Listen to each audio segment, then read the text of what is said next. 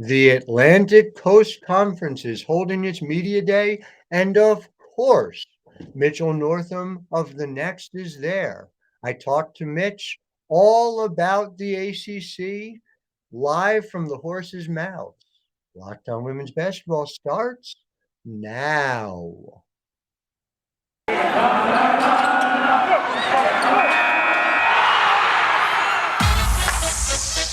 You are Locked On Women's Basketball, your daily podcast on women's basketball. Part of the Locked On Podcast Network, your team every day. Hello and welcome to Locked On Women's Basketball. I'm your host, Howard Megdal, reminding you can follow us on Twitter at Locked On WBB. You can listen to us, make us your first listen every day.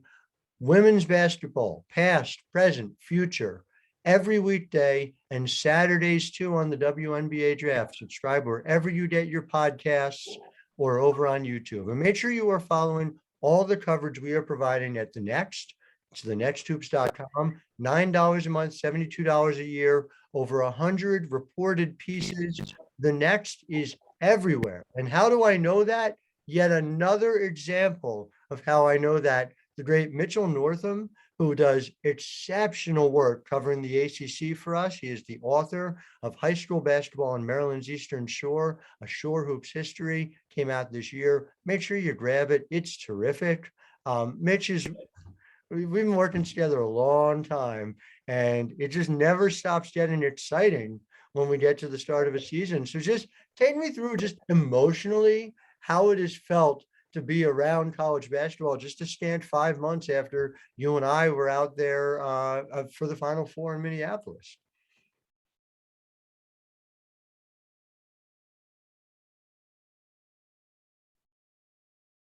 Yeah, it feels like it came around pretty quick. We're in football season and, I'm doing some freelance work covering that. And then all of a sudden media days are here. And then less than a month from now, we'll have games. It seems like it kind of came up on us pretty fast. And yeah, I'm excited. Got to see a lot of coaches and players here this morning and some of my colleagues. So it's a good day here in Charlotte. So in terms of who you got to see, I want to start with Courtney Banghart, and you've written wonderfully about her and the UNC program. Do you think that UNC has gotten to a point, and maybe a little faster than either of us would have assumed? I was quite high on the hire, thought she would do exceptionally well after her work at Princeton, but it almost feels like if UNC doesn't challenge for a championship in the ACC this year, they're not where they ought to be. Is that how you see it, or you think there's still work to do for them to get into that kind of Louisville, NC State, and Notre Dame, I'm still calling in that group of like elite ACC programs right now? No, yeah, I think UNC should be one of the teams that challenges for an ACC title this year. I think really this league is more open this year than it has been in years past, and I think realistically there's probably 5 teams that could win the title. I think you talk about North Carolina.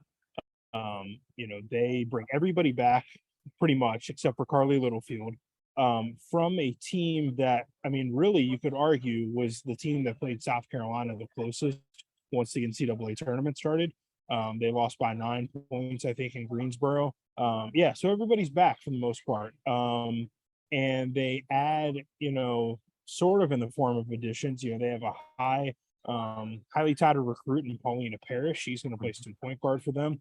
And Tiani Key, who is the younger sister of Tamari Key at Tennessee, she was supposed to be a freshman last year. She got hurt in the preseason, didn't play. She's going to give UNC, some really added length, I think, in the front court that they missed last year. I think North Carolina is right up there with teams like Virginia Tech, who on paper looks very, very good. We'll see if that sort of comes to fruition on the court. NC State should still be around. They reloaded with the portal. Louisville is going to be right up there again as well. Notre Dame. I think those are your 5 teams that should challenge for the ACC title this year. And I asked Courtney Banghart just a couple hours ago, do you think this team is ready to have a target on its back? Because they might be a preseason top 10 team in the AP poll. Right. And it seemed like she was a little bit unsure, if they were really ready for, to be the hunted. But I think they are up for the challenge. I kind of asked Deja Kelly the same question, and she seemed pretty confident that they can handle sort of these big expectations. Did you get a sense? Yeah, I had a chance to see Paulina Paris up close because she is a Saddle River Day School alum right here in Bergen County, out of Condors, New York, right over the border in New York. Wisely, chose to move to the best state, New Jersey, and for her to come down and she's obviously highly regarded, but being an impact freshman in the ACC is no easy task, especially playing. She was primarily a point guard when she was playing at Saddle River Day. What do you hear about her early opportunities, and just more generally, what do you think of what she can do for this team to replace Carly Littlefield, who was an 11th year senior? She obviously had a lot of experience. So how do you do Yeah.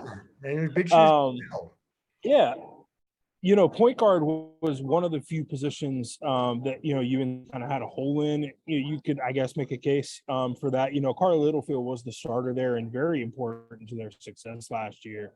So, yeah, I think Paulina Paris will come in and make an impact at point guard. I'm not sure if she'll start. I think that job might go to Eva Hodgson, who came off the bench and was a very good sixth player for them last year, and she can handle the ball and distribute and shoot as well. But yeah, I think by all indications, the sort of buzz around here today was that Paulina Paris is going to contribute this year. We'll see in sort of what capacity, but I think she's a player that will see significant minutes for a North Carolina team that should be pretty good. It's fascinating to me to see how she does. And there's another guard who is very interesting to me, and that is Ashley Owusu, who obviously transferred from Maryland to Virginia Tech. Kenny Brooks's team went 23-10 last year. There's reason to believe that they could be even better this year. I first want to talk about just in terms of what Owusu brings to them that may have been missing from Virginia Tech. And then we got to talk about Elizabeth Kitley, who is somebody who you, to your credit, have written a ton about, but I don't feel like she gets sort of the overall national publicity equal to the type of player she has and is in the process of becoming.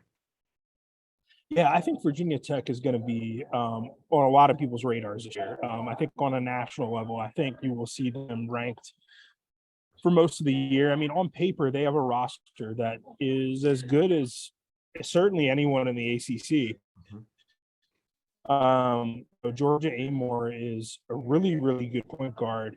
Ashley Owusu, she's a Drysdale Award winner. She was an all Big Ten player. I mean, we know what she's capable of, watching her at Maryland. And she was a little banged last year. I asked Georgia Amore and Elizabeth Kitley today about kind of their early impressions of Owusu, and they kind of just giggled because they see her do things in practice that one of them, I think, described it as she abused the male practice players, just running them over and spinning around them and making them look silly. I think she really is something that they have missed, in that she is a player who can score at all three levels. When she gets going on transition, she's like a freight train and just hard to stop. And she can also shoot from outside. She's a good jumper.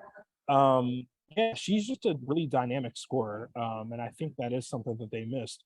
They also have Kayla Kingback, who is an awesome, spot-up shooter. They have Kayana Traylor, who played with them last year after transferring from Purdue. The other big transfer that they got this year was Taylor Sewell, who really was, a big part of Boston College's success, these early years of Joanna's tenure there. The ACC ACC on ACC prime. Yeah, it's true. Yeah, for sure. There's a lot of interconference transfers this year. We can talk about that later if you want. But yeah, and then Elizabeth Kitley at center, and she's just the reigning all ACC player of the year. So bad. Yeah, I think Virginia Tech is we have to see it on the court first, but they can win this conference. They can. Yeah, I absolutely agree with you. And as far as Kitley goes, we're watching her talking on ACC Network earlier this morning, and she was talking about having added the three-point shot. It's something Kenny Brooks talked about as well. Obviously, from a WNBA standpoint, having your five be able to do that is gone from this parlor trick to a luxury to where it is now, where it is basically assumed and expected that at the very least, she's going to be able to hit a trail three. At the very least, she's going to be able to do that and be part of that. I wonder whether you think those types of skills will allow her to get the better of big matchups against, the other premier bigs, the other premier fives, not just in this league, but around the country. Yeah, I think she was already a matchup problem for a lot of people in this league. Hailey Van Lith, I think, mentioned her today. Someone was asking her, who does she think the best player in the ACC that's not on Louisville is, Right. to remove any bias. And I think Elizabeth Kitley was the player that she mentioned just because of, the matchup problems that she presents. She's 6'6". She can do anything she wants in the paint. That's been pretty clear for the past 2 years. But yeah, that 3-point shot, that shot from distance is something that she has missed somewhat recently. Hasn't been able to hit that with any consistency. So if that is something that she truly added over the offseason and worked on, and we start seeing Elizabeth Kitley hitting threes with some regularity, that will be very, very interesting for how teams choose to defend Virginia Tech, considering all the other weapons that they have now. And yeah, certainly that will impact her draft stock, I think. I asked Elizabeth earlier today if she had decided on using her COVID year or not. This is her natural senior year, but if she chooses to, she could come back next year as well. I think she's sort of still in a wait and see mode on that end. So we'll see. But yeah, I think certainly her hitting a longer shot with some regularity would help her draft stock and Virginia Tech this year. Cannot wait to see it. Now, I want to talk about Hailey Van Lith, who, as you know, has a game I am obsessed with, and Louisville as well, which you've written so well about them through the years. So we want to get to Jeff Walz's program. But first, let's talk about the Hailey Van Lith of snacks, and that is Built Bar. Built Bar has a new flavor called Cookie Dough Chunk Puff. It is a chewy texture, real cookie dough inside, and 100% real chocolate. So you'd say, oh man, well, that sounds great, but it's probably lousy for you. It's not. It's only 160 calories, 15 grams of protein in them. I can tell you when I go to Media Day next week for the Big East, I'm going to be bringing a Built Bar along with me to make sure that I am not hungry. Make sure you go get over at built.com the cookie dough chunk puff. They have the pumpkin pie puffs now available. Use Locked On 15 promo code and get 15% off your order. Again, over at built.com, that is promo code Locked On 15 to get 15% off your order. And as always, Mitch, do you know who you need to tell the audience sent you? It is Grandma Myrna. Grandma Myrna. Absolutely. Let's never forget. Okay. Let's also never forget Hailey Van Lith. I continue to say, for all of her, undersized, which is what you hear from a lot of WNBA folks, the skill level, the intensity, the specifics to her game, especially if we see her north of 40% from 3-point range, she's a WNBA player. Am I crazy? Am I off about this? No, I don't think at all. I think, the emotion and the tenacity and just the smartness that she plays with. She knows the game of basketball. It's very clear. She's, tries to be a tenacious defender. I think she has all the tools. It's just, putting it together and making it into something that's consistent. Yeah, I think if we see those shooting percentages go up this year, see those turnovers go down, we're talking about a WNBA prospect. And Jake Wallace has talked about before, that's what when he recruits a player and they come into his program, he sits them down. What do you want to accomplish here? Hailey Van Lith from day one has said, I want to be a professional basketball player. And I think she's on her way to realizing that goal. I just, obviously it's a selfish thing. I want to be able to continue to watch her game develop at the next level as well. But I do. I think she's going to help a WNBA team. It's a matter of time. But first, she's going to have that expanded role, and especially defensively, because the loss of Emily Enchler, it's so interesting. I feel like we're talking about Emily Enchler in negative space now. We've spent the WNBA season talking about, oh my God, look at all the different things that Emily Enchler does for the Indiana Fever, and the way that you and I have often talked about what she did at Louisville. And of course, before that, Syracuse. But now you have the opposite issue. You've got Jeff Walsh trying to figure out how you replace Emily Enchler, who did all these different things. How do you do it? And what does that look like in terms of personnel for them? Yeah, I think that's going to be really interesting because I think Emily Engstler covered up a lot of mistakes and a lot of problems that Louisville might have otherwise had last year. She was just such a unique player and so versatile and great on defense and great at rebounding and could score too. I mean, she just did so many things for them. So that's going to be kind of a by committee thing. You know, the one thing about Louisville's defense that's good is they have Mikasa Robinson back, who has been an all ACC defender. You know, she's back for her COVID year. She's going to help out a lot on that end. And in the transfer portal, they got Morgan Jones, who has been Florida State's best player for probably the past 2 years. And I think Morgan Jones will help them a lot as a forward who can score and rebound and defend. She's not, you know, certainly not a carbon copy of Engstler. I don't think anyone is. But she will definitely help them in that way. And then at point guard, you know, they picked up Kristen Carr from Syracuse. So it's another year where Louisville is kind of reloaded a little bit, you know, around these different pieces. And they'll be in the mix again for sure. The last time NC State had double-digit losses in a season was 2015, 2016. The last 3 years, they are 28-4, 22-3, and 32-4. Is NC State the pace setter in the Atlantic Coast Conference at this point? Yeah, I think they are. Until they lose an ACC tournament game, and that hasn't happened in the past 3 years. And I think they are a team that's going to be in the mix again. I think you'll see a lot of folks maybe in the national media who might be a little bit down on them this year, which is fine.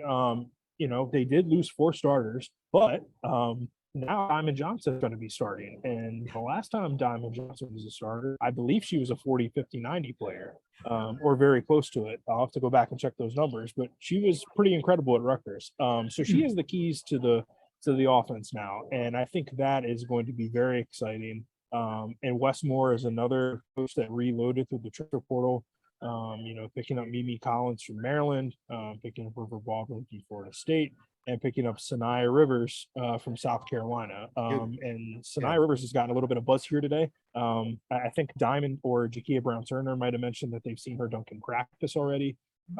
So West seems to be pretty high on her. So yeah, I think NC State is going to be right in the mix again. You know, maybe they're not the runaway favorite that they were last year, but they are certainly going to compete to defend that ACC title. And if Wes says something good about a player, he means it. He doesn't blow up his players unnecessarily. But my goodness, Diamond Johnson in that offense is going to be fascinating. I listen, the flip side of it is I still think about this, and I'll bet you do too, about Diamond Johnson not playing down the stretch and into overtime against UConn in that Elite Eight game.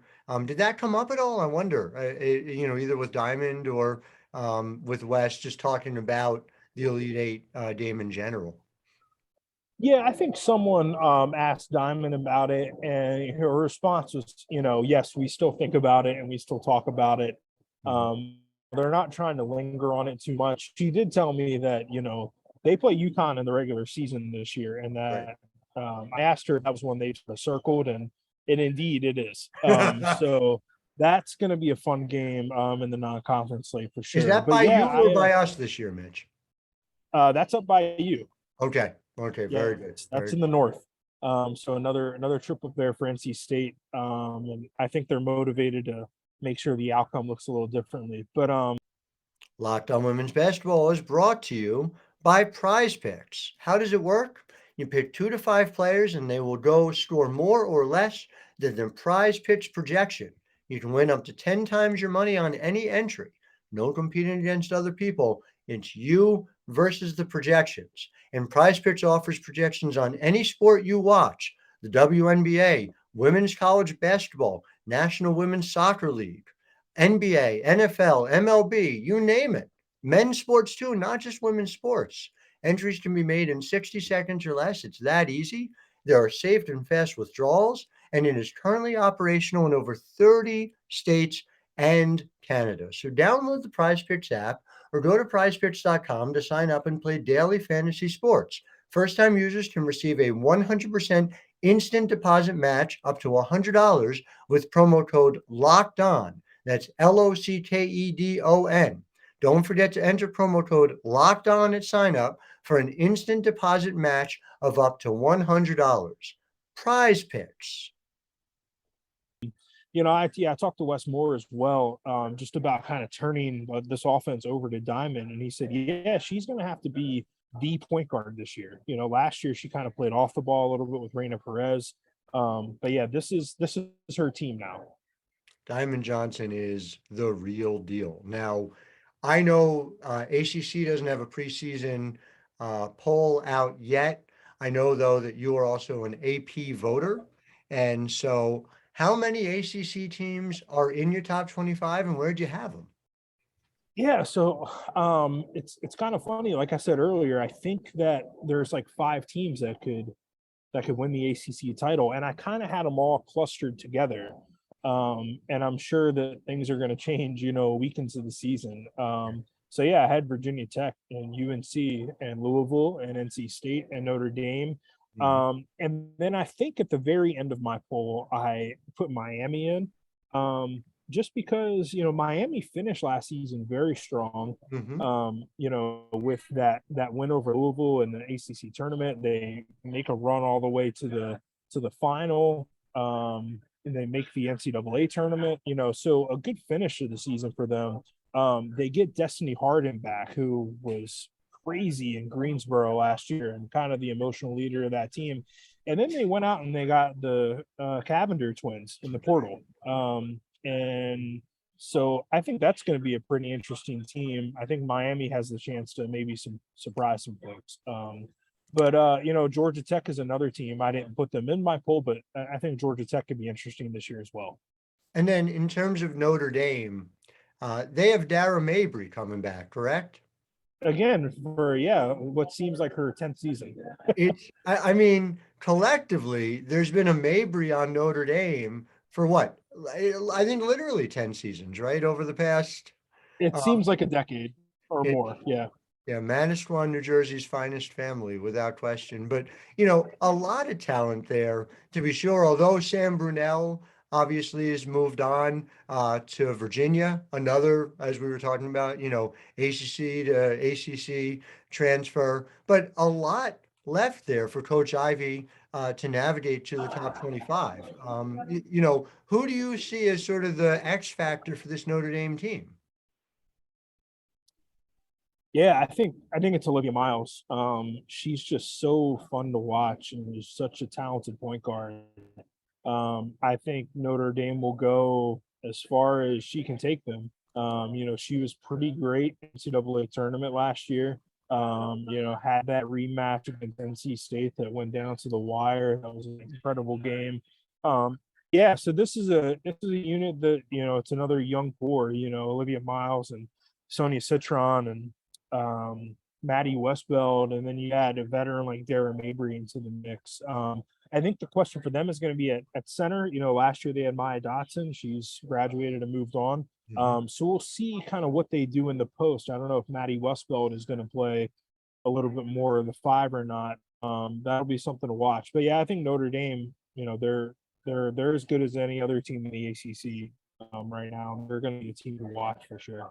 Any sense of where Olivia Miles is from? What state? Do you know offhand?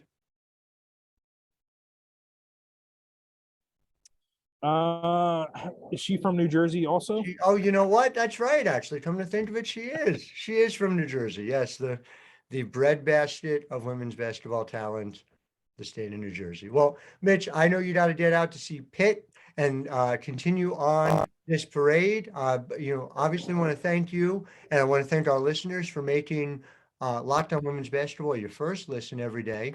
Now for your second listen, go check out the Ultimate Pro Basketball Preview 2022, a 6-episode extravaganza to get you ready for the NBA season, which is a league, as I understand it, that men play professionally in. It's like the little brother of the WNBA.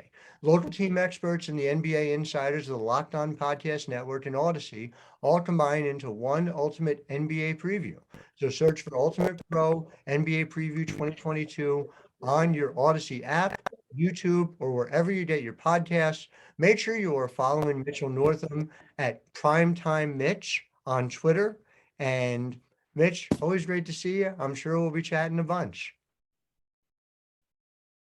Yeah, great to see you too, Howard. It's time. It's women's basketball season. It's women's basketball season. Here we go, everybody. I'm Howard Megdal. We'll see you tomorrow.